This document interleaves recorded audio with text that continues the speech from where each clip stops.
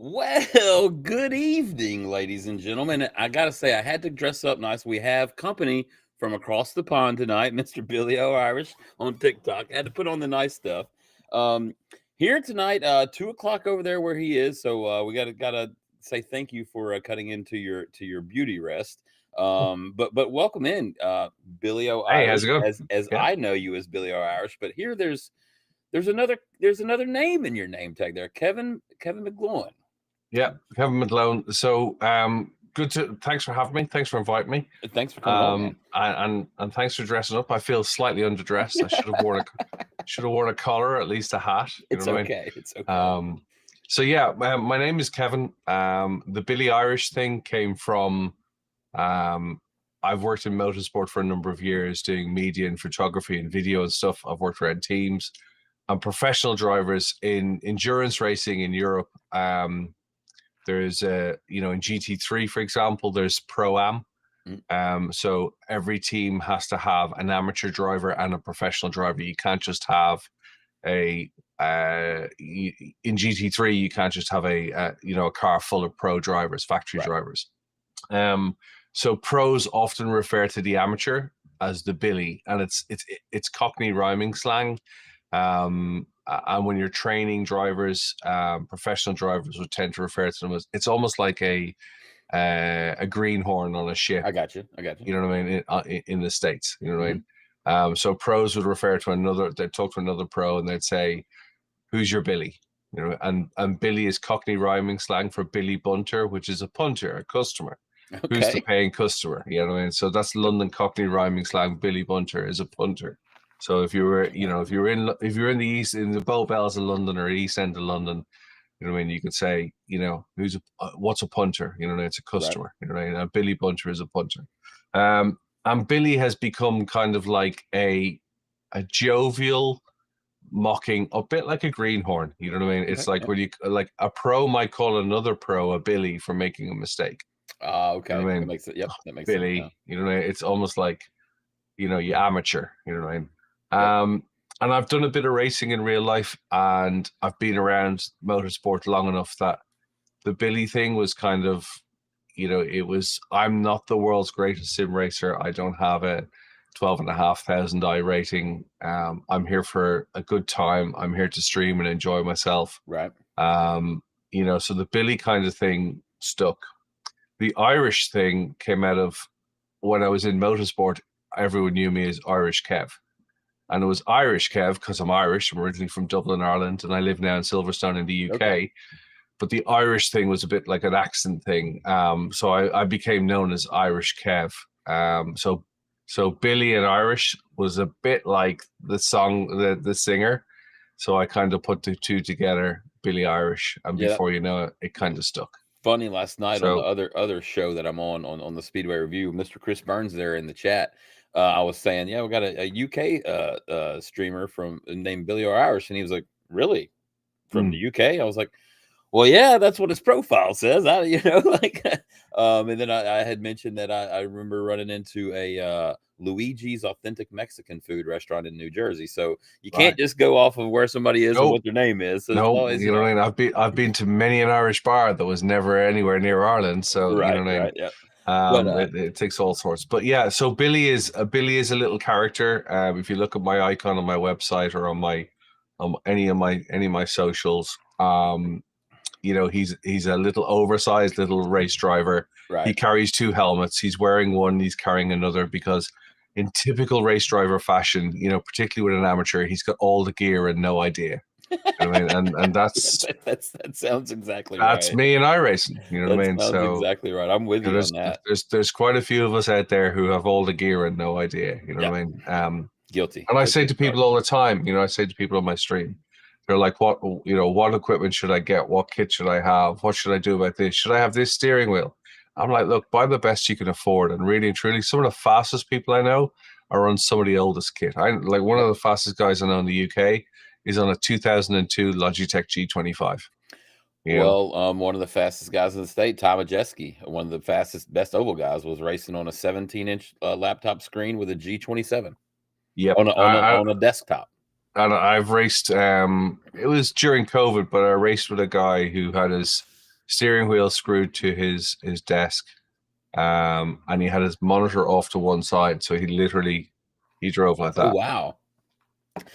Now there was a time when I first started sim racing. So he was driving offset. That would be tough. Yeah, There was a time when I was working in construction and I was traveling yeah. around city to city and racing out of hotels, and I actually had my G27 attached to the ironing board in hotel rooms because I could get the height just right, and then I could slam it up against the wall and everything, and it would be just fine. And hey, it doesn't matter what you have as long as you're having a good time.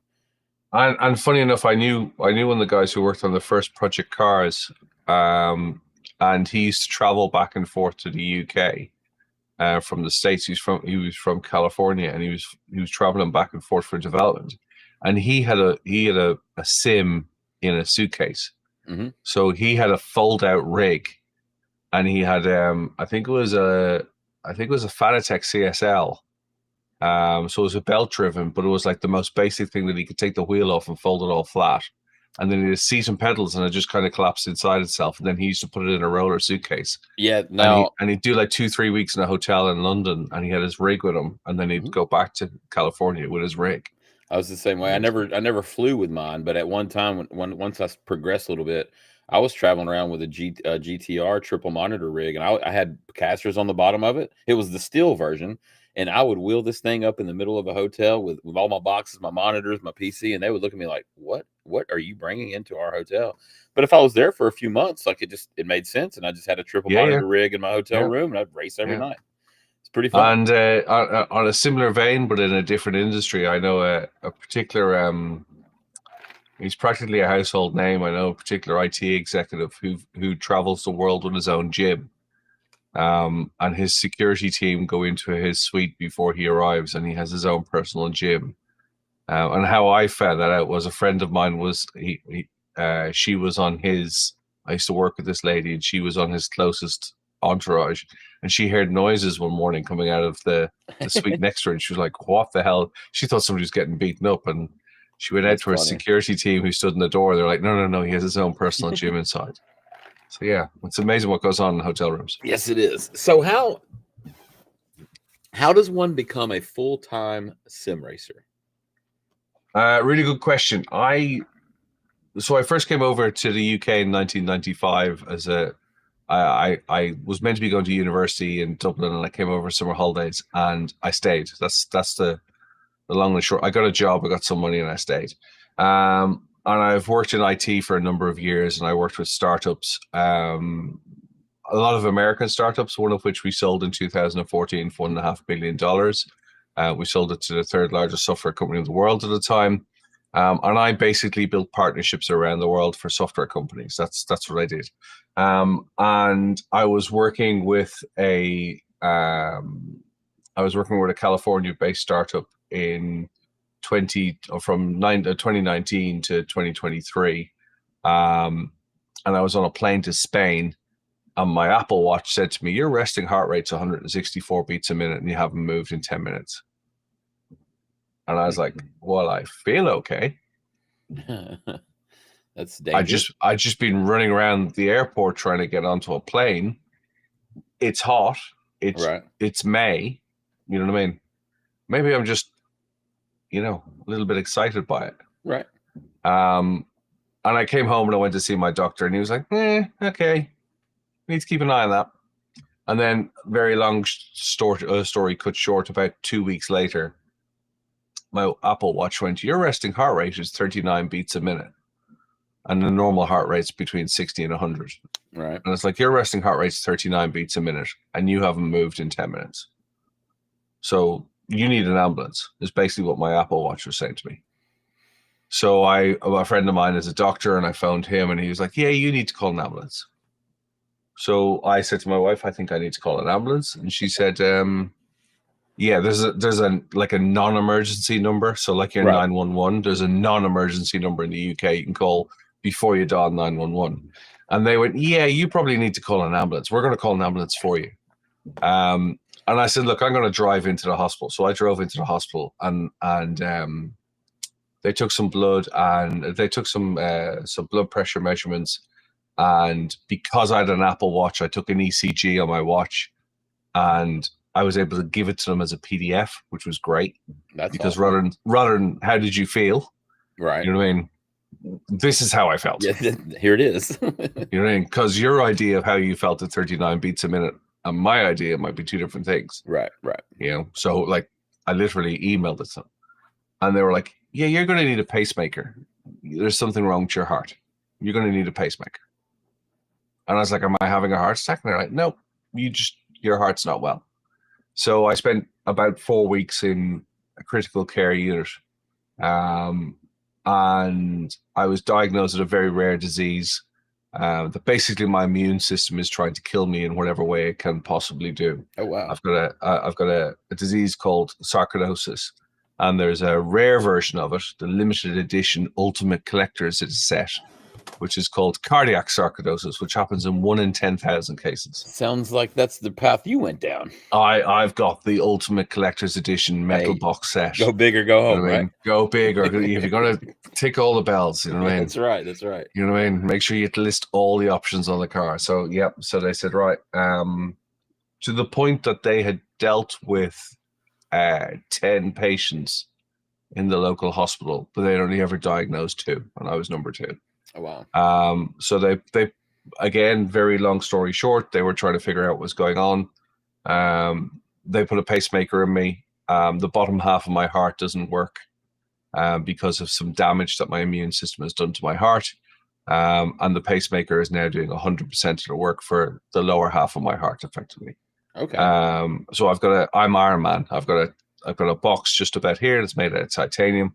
And I kind of had to figure out, what am I doing work-wise? I was traveling Europe, Middle East, and Africa 2 to 3 times a month, working in a startup, which is high pressure, negotiating contracts with partners, which is further pressure. And suddenly I needed to stop and figure out, my resting heart rate dropped to 19 at night a couple of times while I was in hospital, and then went to 0. And 19, you're not gasping for air. 19, your brain's shutting down. So I can't look at you, because it's like, we think of like a computer. Yes. Your processor is literally processing too much. So you stop looking at people because you can't take in what you're seeing. It's like the world's worst hangover happening all at once while you have that inertia falling feeling of somebody pushing you off a cliff, and it just keeps going. So your brain is you're just not getting enough juice to the brain to run it. And I was like, look, work, what are we doing here? So, I decided that I needed to figure out what was going on. You know, I was in a life-threatening condition. We were trying to figure out what was the disease and what had I got.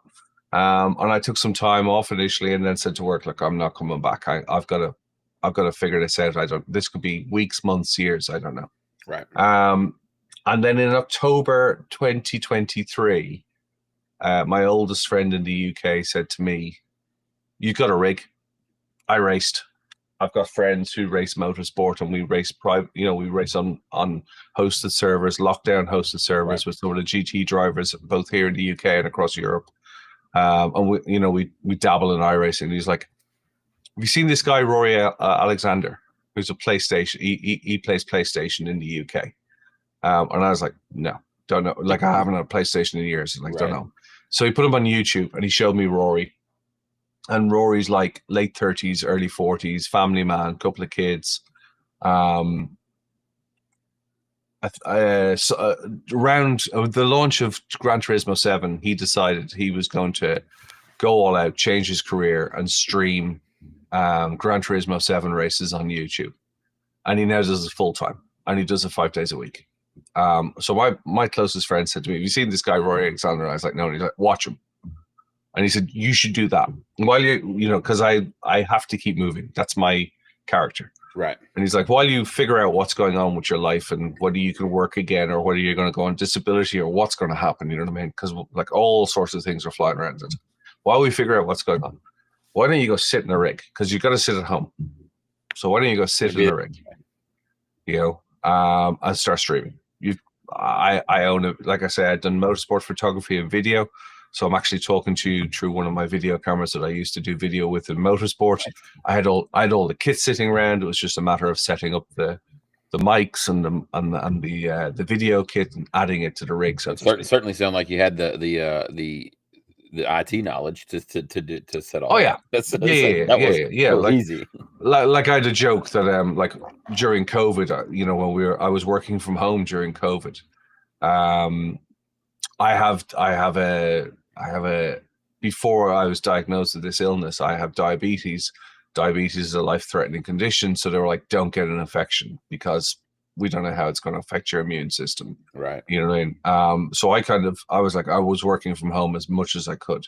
So my studio, the other end of my studio, was my office. Okay. And I joked that I have a 4K webcam, because I was using £4,000 worth of video equipment to turn it into my webcam. That was my I've got a Canon 5D Mark IV and a 1635 f2.8L series lens. The lens is worth $2,000 and the camera's worth $2,500. So like that was my 4K webcam. You know what I mean? And like I got bored one day and I stuck it on the gimbal. So I was like literally sitting with a MacBook and a gimbal, and like I had head tracking, so everywhere I moved, it was tracking. Just because so cool. There was a £700 gimbal sitting there, like $1,000 of a gimbal sitting there doing nothing. So I was like, I need a stand. I'll stick it on the gimbal, play with the gimbal. So I did head tracking as I moved around the room. I could get up, and walk around and stuff. So yeah, I had the knowledge, and I'm quite, as you can tell, I'm quite chatty. And I've presented for a living, you know what I mean? I've got up on stages and trade shows for a living. So I decided to start doing it. And I started on the 4th of January. I set up Billy Irish on YouTube on the 4th of January, and I started streaming on the 4th of January. I'd done a couple of videos. 2022? 2024. 2024. Okay. Yeah. I've done a couple of streams for friends who wanted to see the races that I was doing with that closed group of friends that I had. So those hosted races, and most of that was like OBS and a video and a little picture of me and me not doing much talking. So I set up YouTube first, 4th of January, and then I think my affiliate anniversary is happening this week because people keep saying happy anniversary. So on Twitch, on Twitch. So mine was just I think a couple weeks ago. I kept getting those. I was like, I didn't realize it was that time, but okay, cool. Yeah, so I think February or somewhere around that time, I connected the Twitch account, and I used OBS to stream on Twitch, and they were fairly slow to begin with. And then within about 30 days, I reached affiliate status in Twitch. And then in the 1st of July, YouTube has been particularly slow because I don't do video. I don't do reviews. I don't do I should do. I know I need to. I do too. I don't have as much content on YouTube as I should. I'm actually going to start that Sunday. I'm doing some track guides for the C-Fix stuff. Cool. I got some guys that really want to see that. I've done decently at the C-Fix stuff. I'm not the fastest, but I'm definitely not the slowest. So I've had some guys that asked me if I can do that. So I'm going to start doing that too. So I'm with you on that.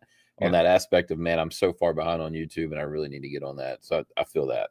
So I'm like, I can video till the cows come home. I can take photographs till the cows come home. I don't mind editing photos. I hate video editing. I'll record for I hours. enjoy that so much. It's so meticulous. Like you do a little bit here and then you move this, and it's so I enjoy that part of. I used to just fire cards at an editing team. So I go out like I could show you video of me standing in the pouring rain filming a pit stop at Spa 24 hour, 4 o'clock in the morning with a camera. Do you know what I mean? And I've done the whole pit stop, and then I've gone upstairs and literally just thrown the cards at somebody, and they've made the magic happen. Do you know what I mean? I love the standing in the pits. I love the capturing the car. To be honest with you, video is different because I spent so many years doing photography. Right. So like the photo behind me here, I took that photo. That's on my website, but that's standing in the pouring rain up the top of Lake Como Spa, and I had that photograph in my head when I left. When they said it was raining outside. I know where I'm going. I know where I'm going. I know what I'm taking. I know which team I'm doing it with. I know I want, like you can see the spray there. You know, I know I want the spray. I know I want to get it down low. I want to show it dirty, so I want some of the foreground in it. It's one shot, and I have that in my head before I take it. Right. You know what I mean? So the difference with the video is you want to show highlights of a race. Well, you might show the race, but like, hang on a second, where are you? So you got to show that you've gone to the track or you're at the track.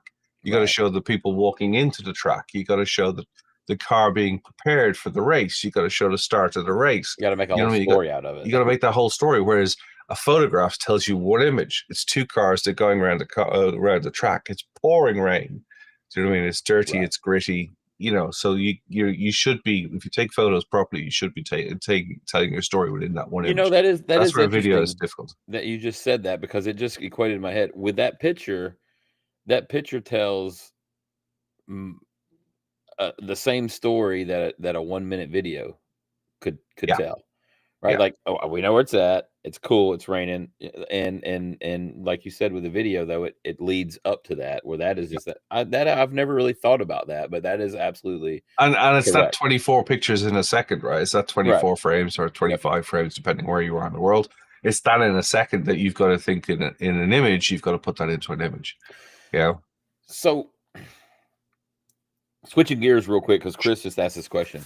Yeah, sure. Are you only on iRacing? Do you do ATYL? Are you? Really good question. So I started off on iRacing because it was here and it was set up and it ran the triples, and I'd done a set of courses before with content management, and I looked at that. And I have ACC and I have Race Room and all that, and I started to look at what am I streaming. And the thing I like about iRacing is it's a schedule. Yes. So you can literally. So I start at 10 a.m. every day in the UK. That's 11 a.m. European time. That's currently that's 6 a.m. Eastern Standard. That's 5 a.m. Central Time. That's 4 a.m. Mountain Time, and that's 2 a.m. Pacific Time, because I've had to learn all my times. I knew my time zones from work anyway, but like. Right. When you're telling somebody, my audience is global, which is great. It's really bizarre, and I'll tell you more about that in a minute. But yes, I started off in iRacing, and I started to think, can I spread into and widen the audience into ACC? Is there something, because I see that the streaming tends to have groups. Yes. Do I want to do reviewing? Do I want to do reviews? Like some of the streamers, some of the guys do reviews, and they'll have a new product in every other week.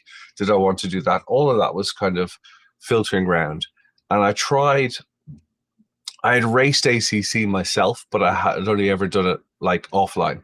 Right. And I tried to get into the public servers, and my skill set wasn't high enough. and I found that ACC was hosting races like a Call of Duty game. So you'd load the server, you'd drop in, and you were 2 laps left to go in a race. And you just told your audience, let's go to Spa and race the GT3 around Spa. And you'd get in and you'd find that the race didn't start when you joined the server. You were you were like I say, like Call of Duty, you just dropped in mid-map. Bam. Spawned in, exactly it. So it became frustrating in that respect, and finding a good server and finding a good connection. And I made the decision. I was like, do you know what? This is really frustrating. And I use the number 11 all the time. There are 10 other guys who are bigger than me. Right. And you're going to go watch the 10. And it's a bit like reviewing. Moses just brought out a new pedal, right? And 10 guys that day did a review on the pedal. And you went to the guy you like. And I went to the guy I like. And then you went to the guy I like. And then I went to the guy you like. You know what I mean? Because yours was my number 2 and mine was your number. You know what I mean? And you kind of teeter on down through the list. And I'm number 11 because I've only been doing this 14 months. Right. Yeah. So why am I going to stand in queue to tell you my opinion? Now, I might be somebody's number 1 reviewer, but the likelihood is you're going to go to the big guys first. Yep. Yeah. Yep. So why don't I just do what I do? Come on, have a chat with me. I do 10 till about 12:30 every morning. And then I do about 3 o'clock till about 6:30 every evening, sometimes 5:30, sometimes 6:30, depending on how tired I am. Right. Why don't I do that 5 days a week? And then I suddenly start thinking, why don't I host a race on Thursday nights that anybody can join? We'll do a free track and a free car. Yeah, and we'll randomly pick a combination of iRacing. So if you want to get into iRacing and you've just got your kit and you want to have a go around and you want to meet a streamer and you want to talk to other people, get into my Discord and have a chat. You know what I mean? And, you know, you can do that. Right. You know? So that's what I started to do. And the more I did that, the more I thought, I'm going to stick with iRacing. You know, and sometimes like today, we had some downtime. Sometimes we get some downtime. Well, that gives me a break. Yes. You know? Much needed sometimes. I'm the same way on the iRacing part.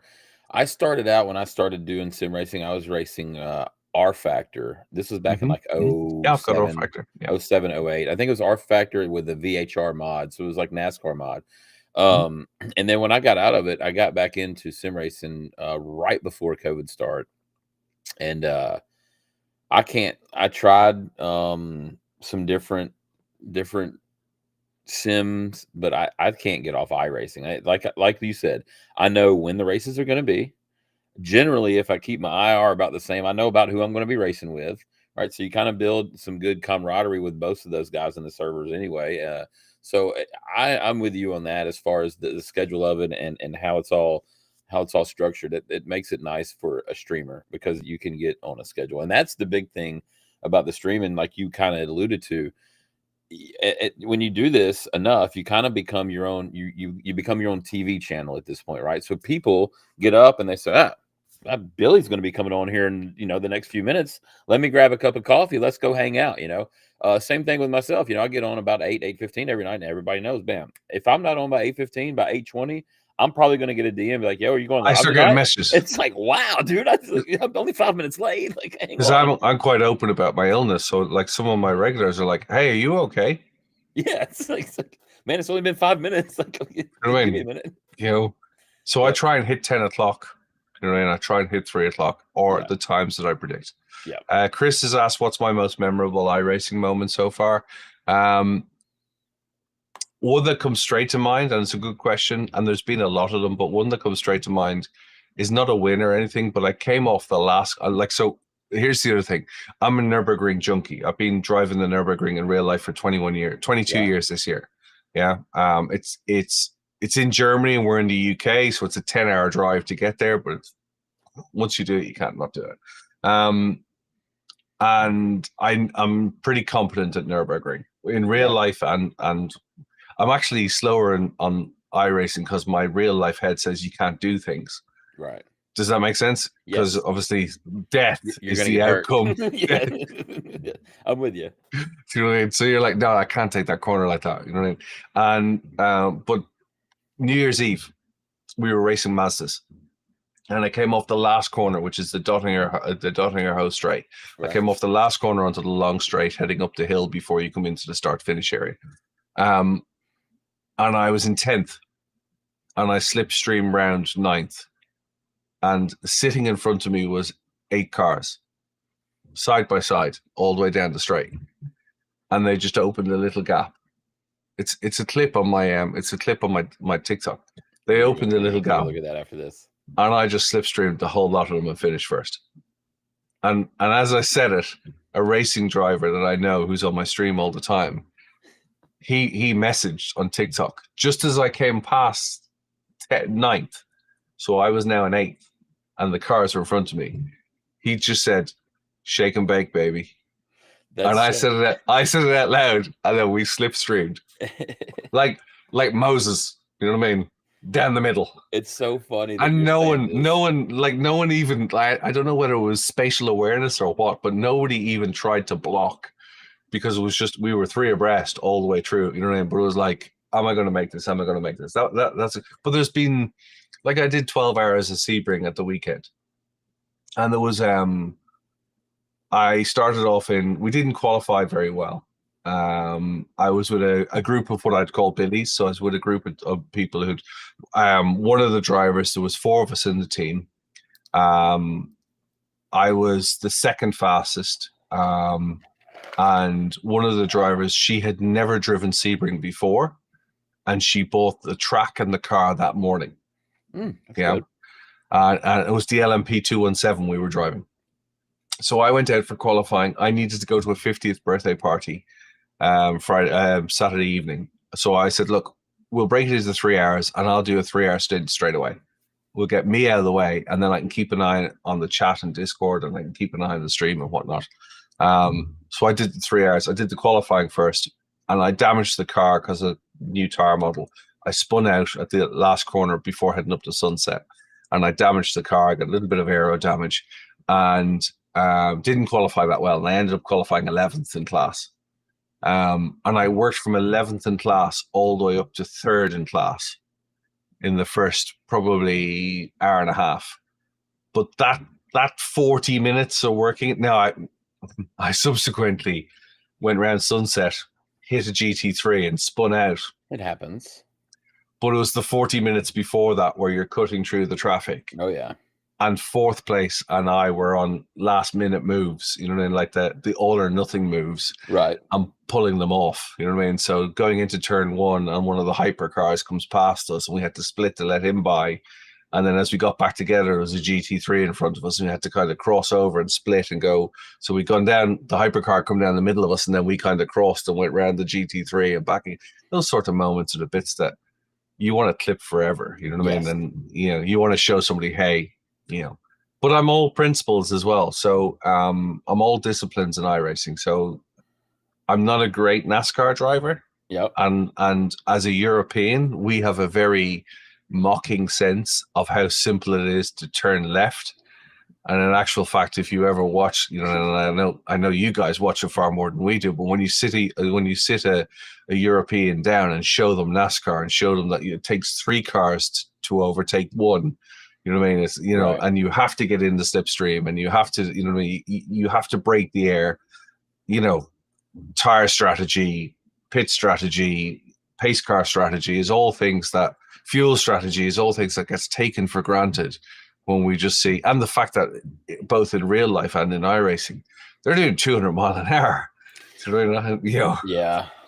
Lampposts move quick at 200 mile an hour. Yeah, like, for hours. That's one thing that I did. I was watching one creator the other day, and he was talking about how F1 and this, and he said, you know, they race for an hour and a half, and I'm thinking, yeah, and that's a pretty ballsy hour and a half.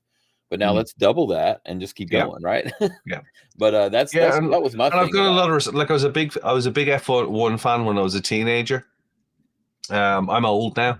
And I was a big F1 fan when I was a teenager, and then I kind of lost touch with F1 probably late 90s, early 2000s. And like now, like I live, like Silverstone is 3 minutes that way. Right.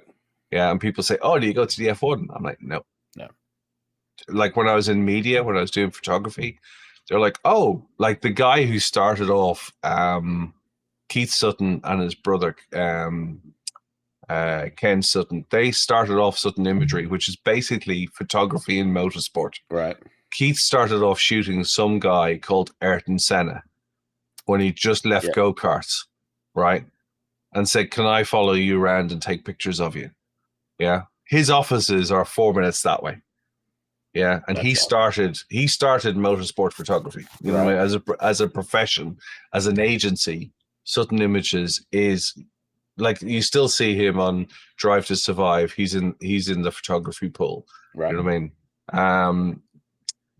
You know, people want to work at F1. When you work in motorsport, you realize it's just like, I used to travel Europe, and my mom I was a NASCAR official for about 5 years. Oh, were you? Yeah. Yes. So you know it's it's a job. It's a bus. It's a. And I was just about to say I traveled Europe for work, and my mom would say, "Where are you?" And I'd say, "I'm in Barcelona," and she'd go, "Oh, did you get to see the beach?" No, I went from the track to the hotel to the track to the hotel, and I saw every single person the same. Yeah, and my day job was like airport, taxi, meeting room, hotel. You know, meeting room, taxi, airport, home. Did you get to see the beach? Nope. Did I? What beach? There's a beach there. I've been to Amsterdam once. Yeah. Right. I've been to Amsterdam once. It poured rain, and I saw the Marriott Hotel and a taxi and the airport, and that's my entire time in on a Friday. Beautiful country. That's my entire time in Amsterdam. Yep. Yeah. I know what you mean, man. I've been. You've been to Amsterdam. Did you have a good time? Was it good? You were there on a Friday. You were there on a Friday. Did you go to a coffee shop? No, I went to the airport. Right. I got in a taxi. I drove to a meeting. I spent 2 days in a hotel. Right. On a Friday night, I flew home again. You know, it's work. So what is your favorite vehicle to drive on iRacing? Cup car. The Cup car. I hate that thing. I hate that car. That is so wild. I'm not very good at it. Yeah. But when you get it right, I'm a Porsche owner. Okay. I'm also an AMG owner, so I like the Mercedes AMG GTR as well. I'm a big fan of the LMP 217, purely for its carving capability, especially like I get it. So I got my A license just before the end of week 13, and I've lost it already. I'm down to B again. It happens. I'm currently trying to work getting it back, but the thing I like about the prototype is, and I don't race the GTP, but the thing I like about the prototype is it's multi-class, and if you're clever, it's nice. Like I do the Cup car. So the Nürburgring Endurance Championship is about to start again in iRacing, the 4-hour races. Right. And I participated in that whole season last year, and we came 4th overall. In the Cup car, we came 4th in class. To 3rd place was a single entrant, so the guy was doing 4 hours on his own, and we were a 2-man team, and there's a 30-second swap out. Right. So you're a longer swap, basically. I got you. But there's something even nice about being in the Cup. Everybody wants to be in the GT3 car because it's the fastest, but there's something nice about being in the Cup car because it's almost like the thinking man's game. That a Cup car is actually faster down the straight than a GT3 because it's got less aero. Right. Do you know what I mean? So if you get it right, like at the moment this week, it's at Monza, and I'm a demon on the brakes and on first corner of Monza. So I will sidle up to your wing mirror. You know what I mean? And with the triples here, I'll sit there and I'll be like, "I see you, I see you." Yeah. You know, and I'll just go, okay, here's the 150 meter board. Let's play chicken. See who's going to go for the board first. Yeah. So I'll get over to the right and I'll stay over to the right and I'll go all the way and I'll watch that bush go by. Then the 150 meter, and then I'm on the brakes. You know, and just take it down slowly and carve around them. So that's the thing I like about it. I've been getting in when I started. I obviously an oval guy, and I just started recently getting into road. Finally got the C license after the end of week 13, so I can run the fun stuff now. But I really like the Cadillac, man. I'm a big fan of the Cadillac. I've thrown the Cadillac around the ring a few times as well in the Ringmeister somebody told me, like, man, you picked the absolute worst car to start with, but I like the way it sounds. I like the way it looks on the inside. I like the way it maneuvers. I like it. But I had one of those I'm gonna get your moments at Spa the other night in that global Fanatec challenge. Mm-hmm. I got moved up out of the way and I got mad and I got down there to that last little I Yep. don't know and I outbraked the We'll piss stop. out of I outbraked the piss out of him and got a little bit of gas and he wound up getting into the back of me because I kind of outbraked him and it was very satisfying. But Yeah. I enjoy the road racing. I've been getting into that. Obviously as an oval guy, I like the trucks. I love to drive the trucks. So one of the thing that got me, so I've done a little bit of NASCAR. I've got a Mhm. couple of NASCARs in the paddock, so to speak, in my Right. stable. Right. But I love that truck racing. There's a rookie, like it's the old trucks, it's the old Yeah, the pickup Silverado cup. trucks. Yeah, the pickup cup. Ah, I love that. Yeah, I love those are that. That's fun. just heaps Those are of fun. fun. Do you know what I mean? I've had a couple of wins in that as well. Like I Nice. don't win a lot. Mhm. Do you know what I mean? Like even on, like somebody said to me today, and I try not to bite, and some days I do, and I won't react, but like I won't snap, but people will say things, and I have to think, hold fire. You know what I mean? Right.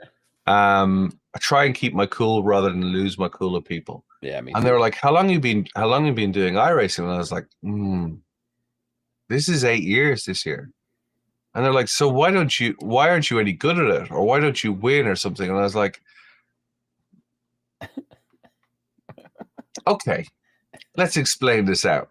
Right. I've got 3 screens and you're over there and the car is over here.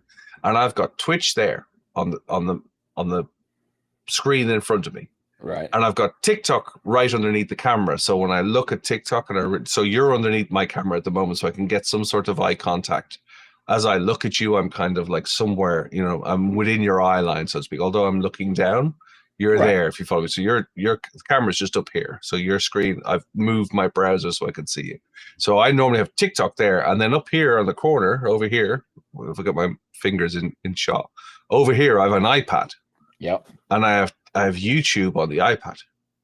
So I'm sitting here looking at Twitch there, looking at TikTok there, and looking at YouTube. Every now and again, you'll see me glance up just to see YouTube. So I'm trying to drive. I'm trying to overtake 6 cars or whatever on a track I know, and I'm trying to read 3 streams. And you're sitting there saying to me, I'm not very good. And I'm trying to overtake this guy and process this guy and not shout at you and call you an idiot for That's calling me funny. not very good. Do you know what I mean? And I got to think as well, because I think the success in the stream is engaging with your audience. Yes. And, if you sit there in a 4-hour race or you stream 2.5 hours in the morning and you don't talk to anyone, they're not coming back. So I got to sit there and go, how you doing? How's your weekend? Did anybody do the Sebring? Where you call? Oh, one of my guys one of the guys who tunes in every morning is in Florida. He's a horse trainer in Florida. One of the guys, and this is what I find fascinating about streaming. One of the guys who watches me stream is in an open face gold mine in Western Australia, 200 meters, right? Below the ground, below surface level. So he's 600 feet down. Yep. And he swings a bucket on a digger that scrapes 70 ton per bucket. And he puts it into a 400-ton tipper truck, a Komatsu tipper truck, Right. that has a 400-ton bucket, tray in the back of dumper in the back of it, right? And he sits there with a 10-inch iPad while he's swinging 70 ton, watching me.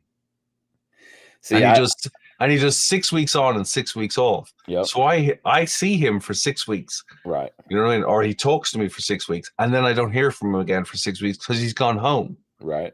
And then he flies back to the gold mine and he does 6 weeks in the digger in the bottom of the hole with me on his iPad. That's cool. And then there's a guy in Oklahoma who drives trucks across the states, and he has me on his, I presume, on a screen somewhere while he's driving. And then there's my horse trainer guy who's up at every morning and he's watching me before he goes to work. And then he walks around the farm in Florida with me on audio. So he's just listening to me chat. Yep. So what I have to do is I kind of have to, and I don't have all my text.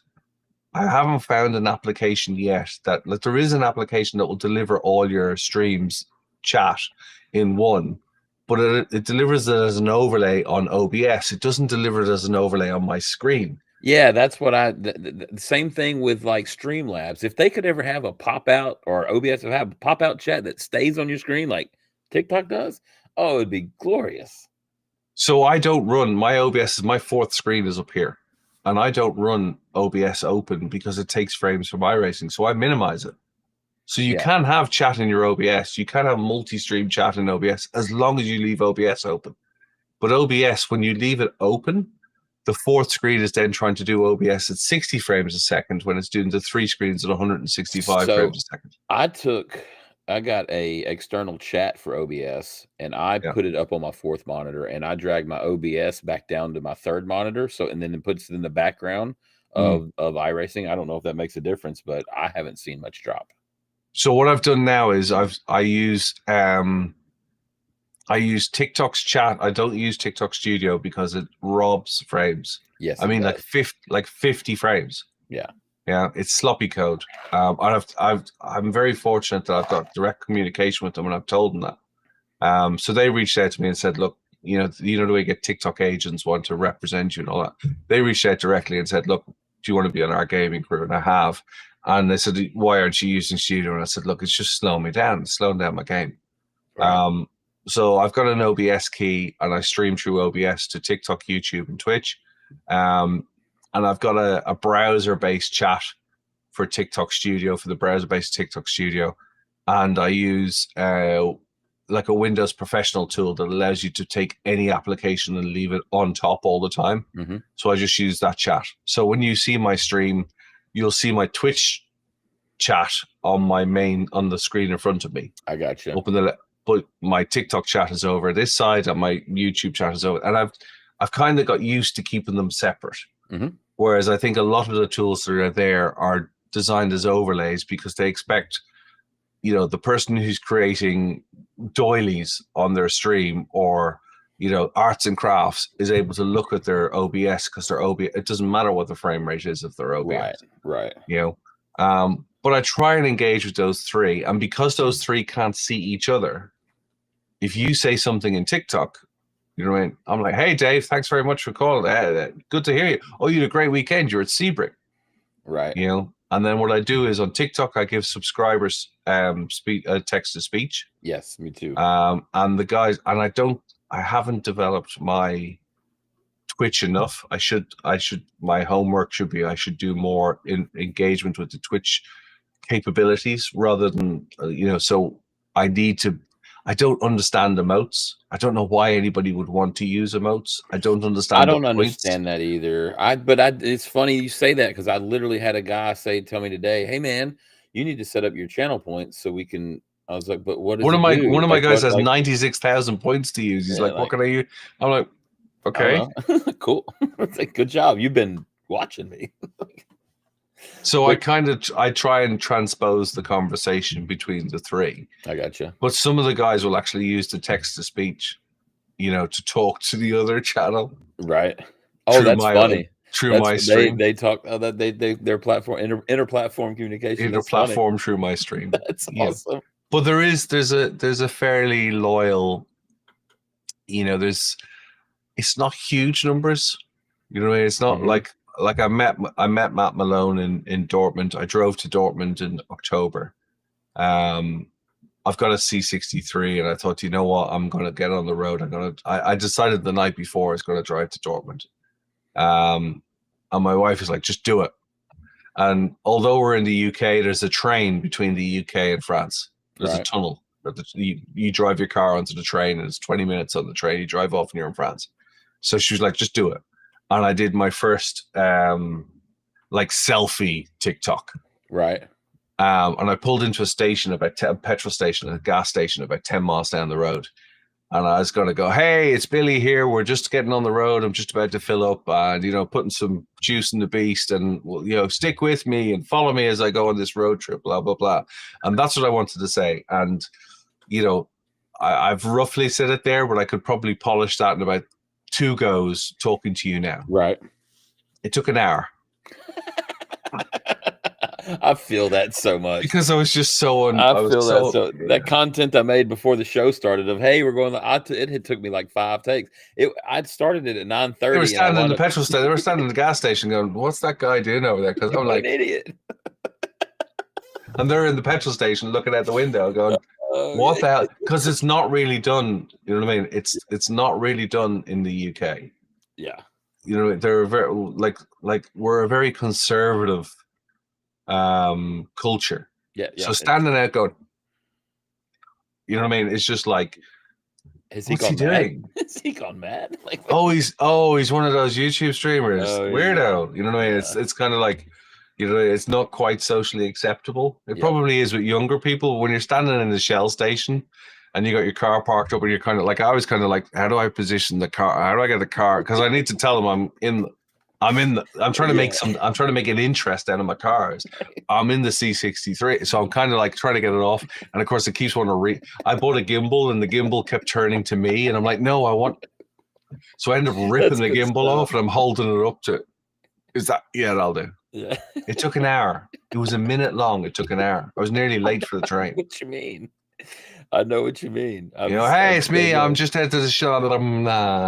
Delete, start again. Hi, I'm on the way to Dortmund. No, I'm on the way. No, it was dark by the time I finished it. Next time, save those as draft, and you can do outtakes, and they're pretty funny. It's a really good idea. It's easy content to save your drafts that are kind of funny, and it's just put them out. And be like, hey, look at It's a this. really I'm good an idea. idiot. Yeah. But I found people were tuning in while I was on the road as well. Like even just like I'm, you know what I mean? Hey, where are you going? What? And then I turned up to Dortmund, and Dortmund was the first show I'd done. And I turned up to Dortmund, and somebody turned up and literally went, and I'm gonna run the camera. I'm gonna rush the camera. They literally did this.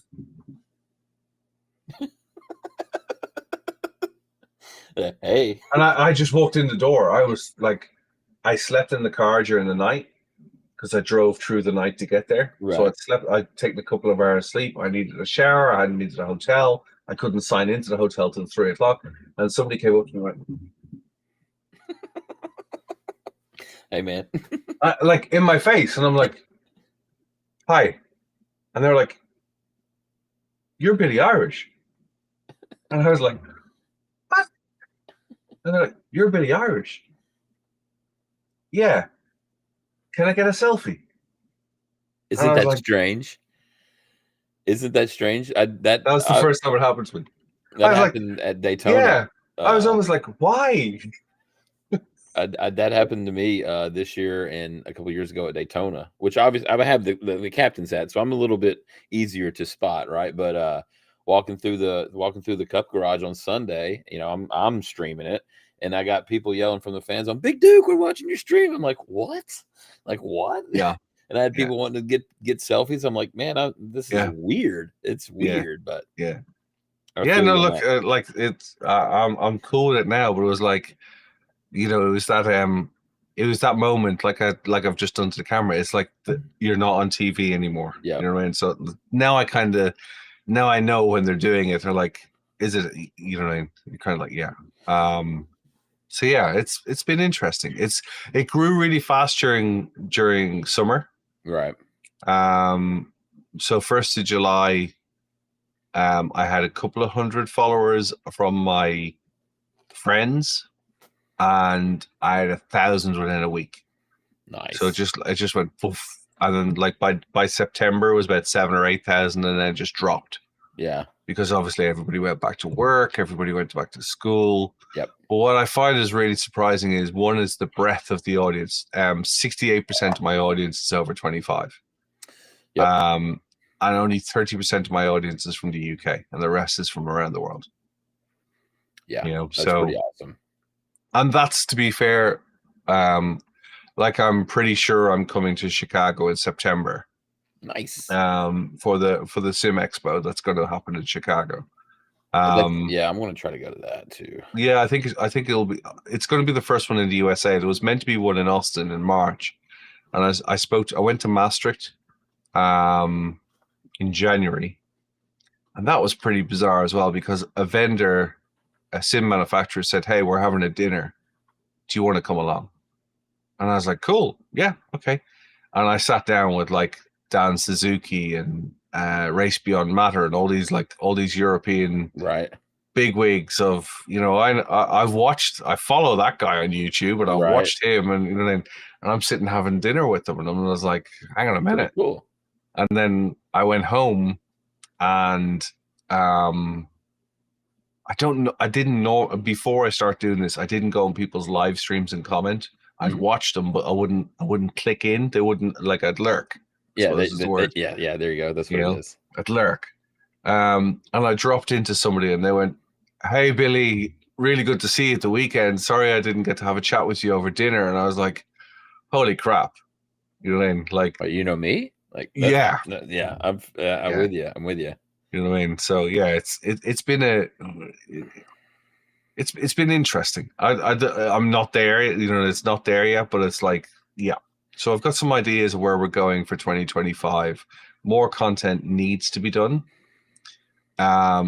which probably means that the streaming needs to be pulled back a little, because I stream 6 hours a day. See, that's where I'm at that crossroad too, where I'm thinking maybe if I'll pull back a little bit and I can really focus on content for a night, right, and just kind of put some stuff together.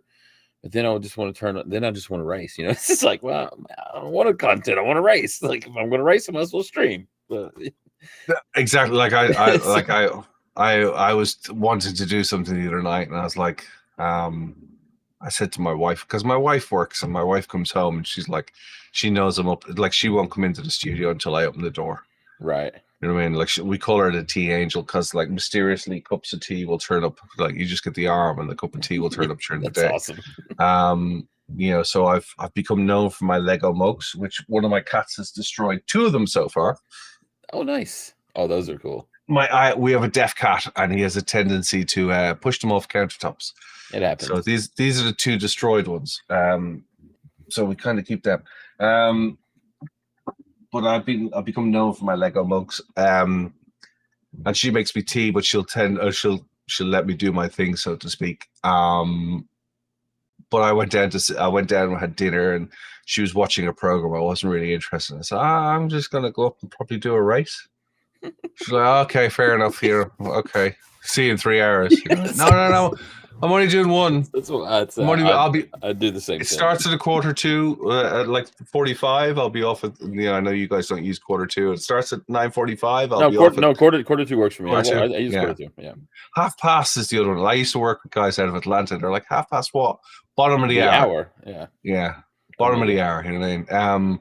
So I'll be like, no, it's going to be over at 9:30. I'll be back down at 9:30. Okay. Then you crash out at 9:10, and you got to catch the 9:15 race. I know. I'm with you. It's like, I can't get off now. I was robbed. I got punted off to 22nd on the first corner. Oh man, I'm in the pits for 7 minutes. We're gonna do it again.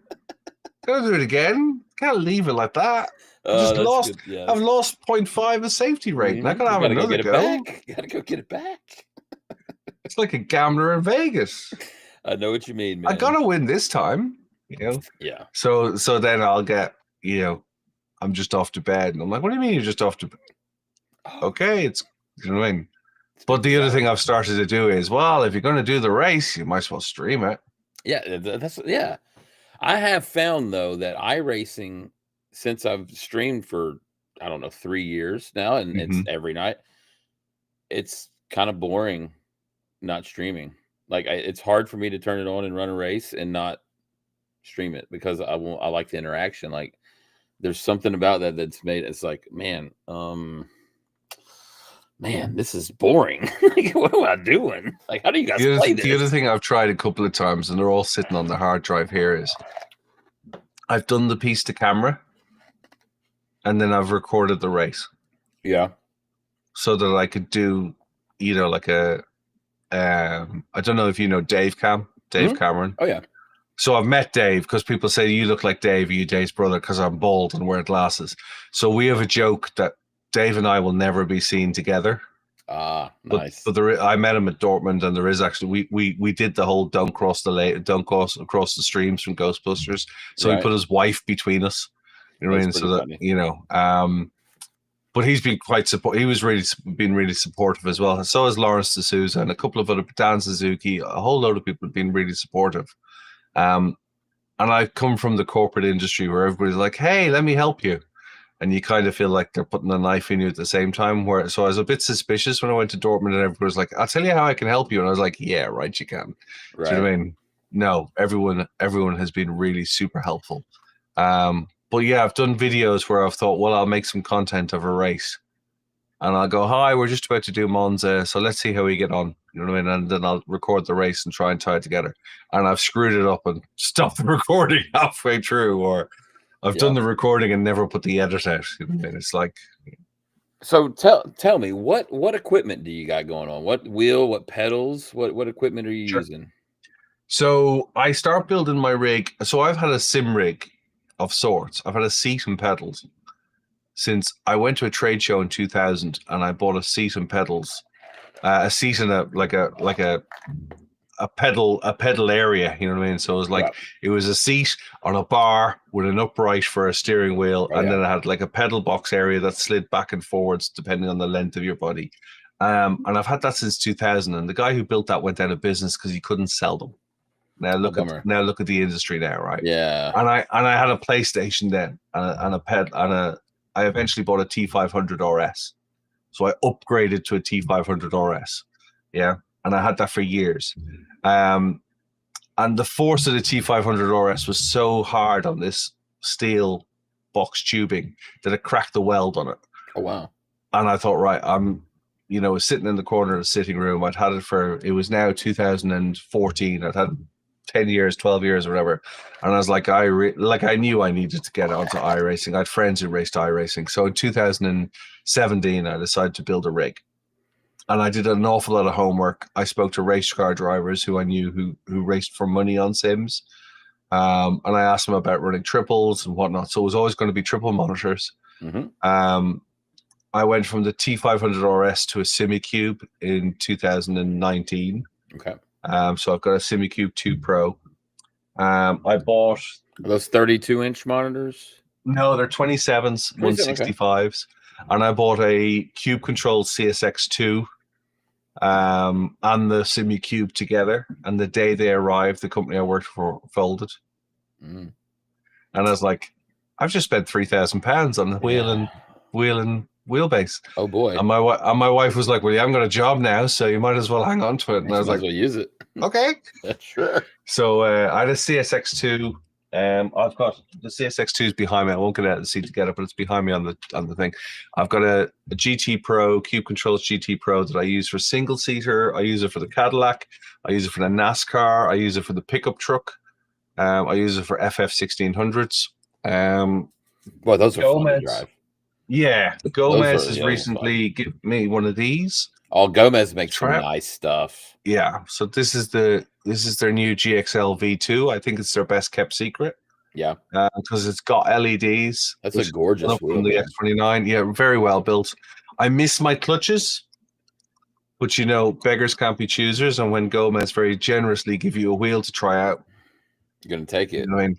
You don't bite the hand and say, "Hey, where's the clutch back?" You know what I mean? So that's a gorgeous wheel, man. I got that about a month ago.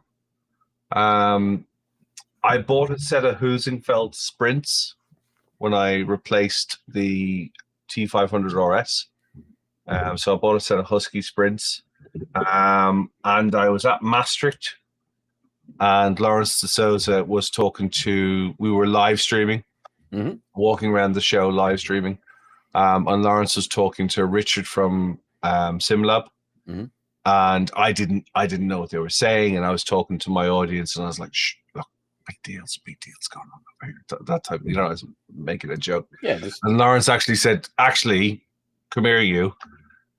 Lawrence had been given a set of XP1 SimLab XP1 pedals. Oh, nice. And he uses a clutch because he does drifting. And he'd said to Richard, they'd sent him a 2-pedal set, and he's like, "Any chance I can have a 3-pedal set because I do drifting?" So they sent him a 3-pedal set, and the conversation that they were actually having in Maastricht was, where do you want me to send the 2-pedal set back to? Right. And Richard was like, "Is there anybody who you think could use them?" And he said, actually, Billy has a pedal cam. So I've got a little 4K camera down on my feet. I do a pedal cam as well. I got a pedal Billy's got a pedal cam. Why don't we give them to Billy? Yeah. So while I was going, shh, big deals going on, they were actually, come here, you. What was a big deal? They were having the conversation while I was approaching them, unbeknownst to me. And they're like, why don't we give it to Billy? So I was like, do you want me to do much like the wheel from Gomez? I was like, do you want me to do a review? Do you want me to do a video? And they're like, just try it out. Tell us what you think. I was like, I'll do a video for it. And they're like, no. That's just we want you to have it. We want you to experience it. I was like, great. So Richard was like, just stick them on. So you think. I actually think for the money, like I took the Huizenfelds off on their base plate, and I marked up I have an old SimLab rig from 2017, so it's a SimLab GT1, and it has no seat slider, so the seat is bolted in for me. It has no pedal plate. It has 80-20 sections to make the pedal plate, if you follow me. Yeah. And then they're on bolts, you know what I mean, rather than being on a slider. So there's no fixed points. So if I move those bolts, it's never going back. Right. So does that make sense? Yes. There's not like a starting point and an end point for your adjustments. It's just that's where it is. That's it. Yep. And when you move it, you know you're never getting it back, right? Yep. So I took the base plate of the Huizenfelds, the kick plate that I'd bought, that the pedals sit on, and I literally marked it with a magic marker, so I knew where exactly to put it back. Yeah. So if this didn't work out, well, I'll tell you something. I think I've had them on the rig about 3 weeks, and they're 300. I think they're $350 at Micro Center at the moment, and they're the best 2 pedals you can get. Really? I have the brake pedal set so firm because I've driven race cars, and a race car brake pedal. When you jump in a race car, the first thing you'll think is that the pedal is broken because there's no movement on the pedal. Yeah. Yeah. And you start to learn how to use the pressure. So they're set. It's a 200 kilo load cell, but they're set for because they're linear. It's 100 kilos of force to move it. Right. And I have it set up literally for 100 kilos of force. So it's rock solid, very little movement.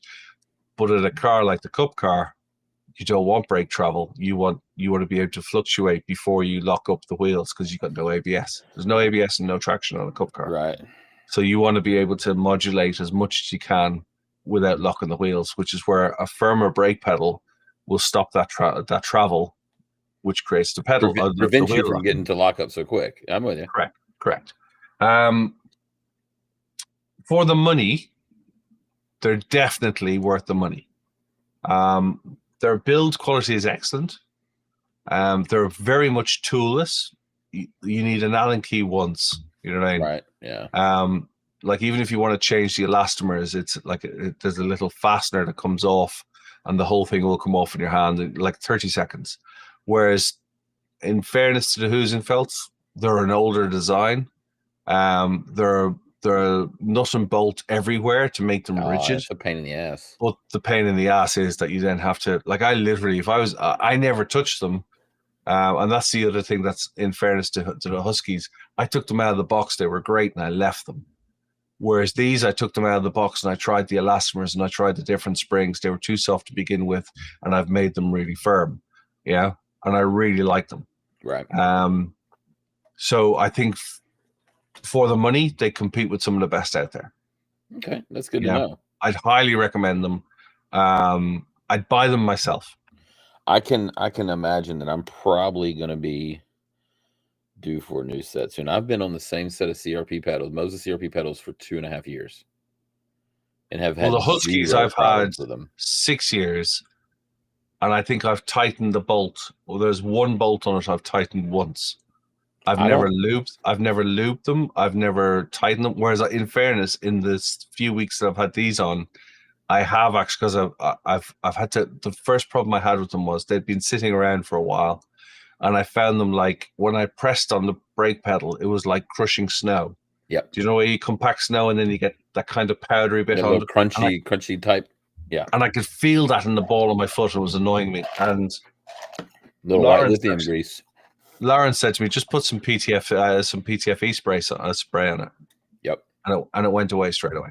Yeah. Yeah. They'd obviously just dried out a little, and the elastomer was rubbing on the rail, if you will. So there's been some maintenance, whereas in fairness to the Huskies, zero, never touched. And comparatively, it's not a fair comparison to say they're as good as the Huskies or better, because I never adjusted the Huskies. I just took them and I used them. I actually like the firmer pedal of the XP1. They're also a more modern design in regards to the fact that I'm being toolless. So I don't think it's a fair comparison.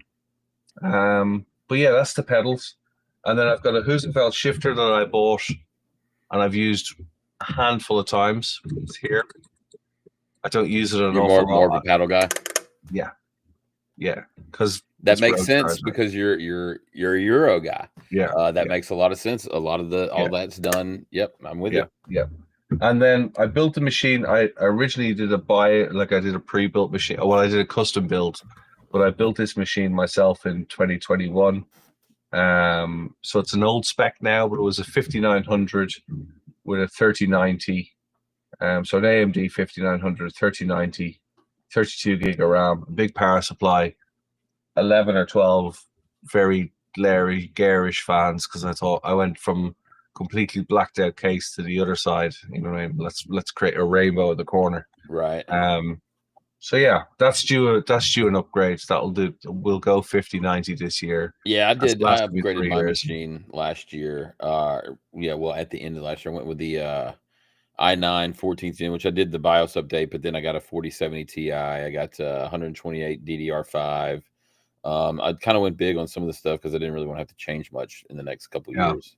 So I should be able to last for a while on that. But I built this before I start streaming. And now streaming is done through my media business. So this is Kevin's. Right. Whereas the next machine will be Billy's. Yes, I'm with you. Do you know what I mean? So I own this. Do you know what I mean? Which really, from a business point of view, annoys me because this is mine.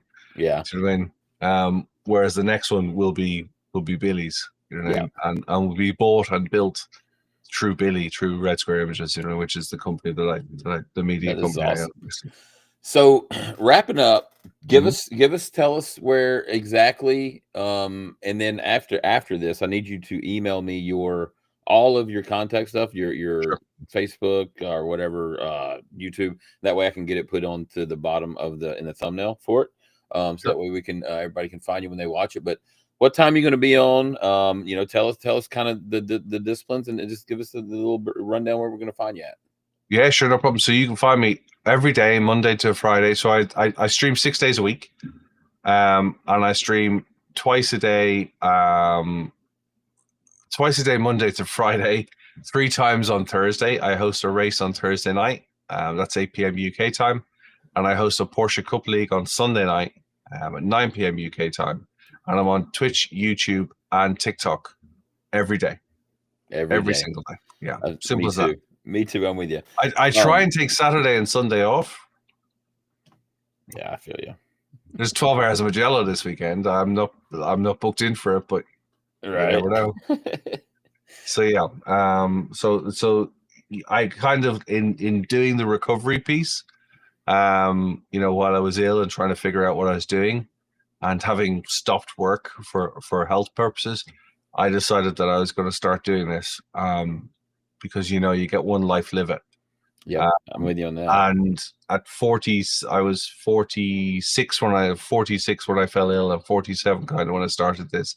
And I've actually found that it's an asset. You know what I mean? If you think you got to be 12 or 13 or 18 or 19 to start streaming, you don't. Because when you go talk to, like Rory said to me, he said, he's quite successful. He's got a couple of 100,000 followers on YouTube, and he's got affiliate deals and all this sort of stuff. And he was like, "Look, what did you do?" And I told him I built partnerships, and he was like, "It's the same thing. It's just a different industry." And he's right. There's stuff going on at the moment that's, you know what I mean. And I think the fact that to be slightly older means that I'm committed to it.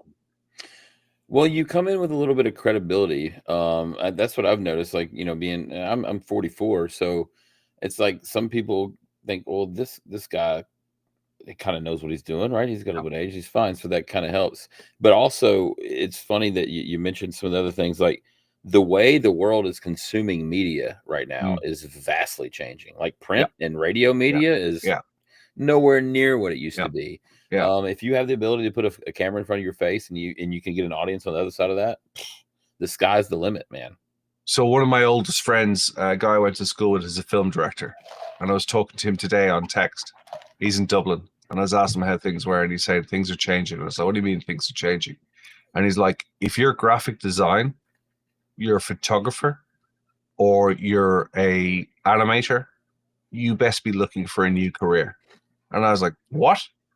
And he's like, "Now this guy is signed to big film production companies. I mean, like Sony, Warner Brothers. He's worked with John Favreau. He's got film on Netflix. You know, the guy is doing okay, but he's like the whole industry is being very cautious. He said even Star Wars is being cancelled at the moment. You know, there are Star Wars films that are being cancelled at the moment. And I was like, "What's changing?" He's like, "AI is changing." Now we use AI is a branded word, and Right, I've come from the software industry, and I'm very cynical of those two letters because automation can be classed as AI. Conditional logic, if I right, do that, then do this, people call that AI now. You know, it's not. It's right, just a process. It's how the coin falls through the machine. You know what I right, mean? right. But he's like artificial. He's now doing voiceovers for like he has crews that are doing voiceovers in any voice that they want without Yeah. needing a voice actor anymore. Yep. So he does animation. You know what I mean? And he's like, if you're doing graphic design, and I did this, I posted a picture, I sent it to him. I don't have it to hand to show you, but I sent it to him. I was on the way to Maastricht, and I said I needed a picture of my car driving to Maastricht. So I went on Bing, and I asked Bing to draw me a picture of my car driving to Maastricht, and it did it with my registration. I just said I want a black C63 driving through the streets of Maastricht, and this is the registration I want.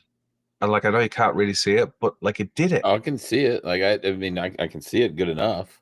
It looks like a photo. You know what I mean? Yeah. It's a graphic, but it's like, and it isn't perfect, but you know, it's a street scene with a car and the cathedral of Maastricht in the background, and it did it while I was standing in a service station. Yeah. I So couldn't draw. I couldn't draw that. that song on the intro, that's all. Mm. That's an AI song. Wow. I got onto a AI server that did songs, and I said, "Hey, I want a intro song to a racing sim racing podcast." And 2 minutes, that spit that out. And that is, and like we're finding, like my wife is older than me. Like I say, I'm 48 next month, 48 in May. And like we stopped watching television, you know, and you and I grew up, like kids won't understand. You and I grew up and was like, oh, 7 o'clock, Wonder Years is on. Hmm. Do you know what I mean? Gotta sit down and watch it. You know TGIF what I is mean? coming on. Yes. You missed it. You know what I mean? You went Yeah. to the school the next day and you missed it. How did you miss the start of it? You missed the Yeah. best bit. What do you mean? Whereas now you just go, I'm gonna watch that again. You know what I mean? Or I'm gonna go make a cup of coffee and come back and watch it. You know what I mean? I'll Yeah. put it on pause. But now we're not even watching stuff like that. Like, so we have, you know, television now is able to be on demand. You can watch even live TV. You can stick it on pause. But we find we're even watching less of the live TV. We're going, what's on YouTube? That's what I'm saying. It's the way everything is consumed is changing fast. But I do think there is a benefit to this is what I'm doing. There's some other stuff that's about to happen, which is as a result of this. So I'm going to be doing some stuff for some sim manufacturers in the industry, and it's going to use my old skills. So I'm not going to be promoting a product. I'm not doing a brand association or anything. I'm just, somebody said to me, hey, look, you've done this before. Can you do this with us? And I was like, yeah, great. So I'm going to be doing some of that. Oh, But that's awesome. like, as Rory said, he said, you know, as Rory said to me, he sat down, he spent 20 minutes with me. He's a good guy. And he said, look, he said, the thing you have, and, you know, I was walking around Dortmund. The first day I turned up and I live streamed in a black t-shirt and a pair of jeans, and I was hot and sweaty running around. And the second day I put a work shirt on and I went to Right. see the vendors and said, what does a good partnership look like? Do you know what I mean? And how do we work together? You know what I mean? And when I met Rory, I was in my pink work shirt. You know what I mean? I was in Right. a proper suit shirt. You know what I mean? A dress shirt. And he said, and you've turned up here and you're an adult and you're dressed like an adult and you're talking business like an adult and you've got a mortgage to pay, you've got bills to pay, and you're not going to be doing this for 3 days and suddenly go to university and forget about it. Right. So your level of commitment is consistent and there. Yeah. And that's, that's what I think has helped me. I think it's the start of a road. And I think I'm on the very start of it. I don't think I've made it isn't the right phrase, but you know what I mean? I don't think I know huge, exactly but, what you mean. I know exactly. We're on the precipice, if you will. Yes. And comparison is the enemy of success. Mm-hmm. And we're forever looking at each other and go, that guy has 300,000 viewers. That guy has 1 million viewers. That guy got 1 million views on that post. That guy's got 60 million people watching him at the moment, and I've got 20. And that's the worst thing you can do. I just kind of gotta be myself. Yep. Try and engage as much as I can, and try and commit to it. And I think in time we'll get there. You know what I mean? So yeah. I do. Well, Kevin, Billy, if I should say, I got to take care of a couple housekeeping items before I get off.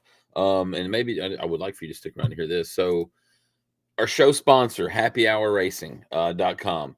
Fuel your passion for racing at Happy Hour Racing, your one-stop shop for the hottest NASCAR and F1 gear. We've got the best prices on officially licensed shirts, hats, and die-cast.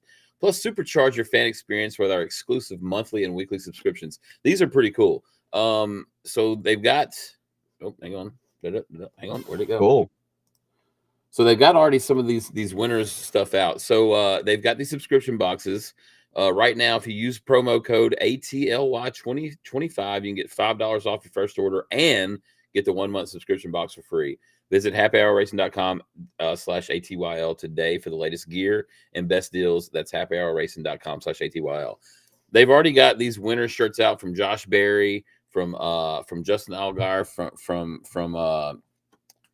Vegas. Man, they're on top of it. All their stuff is, like I said, like that hat. I don't know if they saw that hat at the end, the $1 million bill hat, Bill Elliott's hat. All their stuff is really, really, really cool. I'm waiting on my box to get here. They're going to send me a box of some merch. But anybody got any F1 or NASCAR merch that you want? Man, happyhourracing.com/ATYL. Get you a discount, pick up some merch. Billy, thank you very much. We're going to cut on out of here. You guys have a great night tonight. Thanks for tuning in. Make sure you check Billy. He's going to probably be live here in the next couple of hours. Oh, about 6 hours, right? Yeah, near enough. 6.5 hours. About 6.5 hours. You can catch him live. I'm going to be tuning in anyway because I'm going to be getting up at about that time to go to work. So I'll see you in the morning, Billy. Y'all have a good night. Thanks for tuning in to Big Duke's Virtual Race Hub. Have a good one.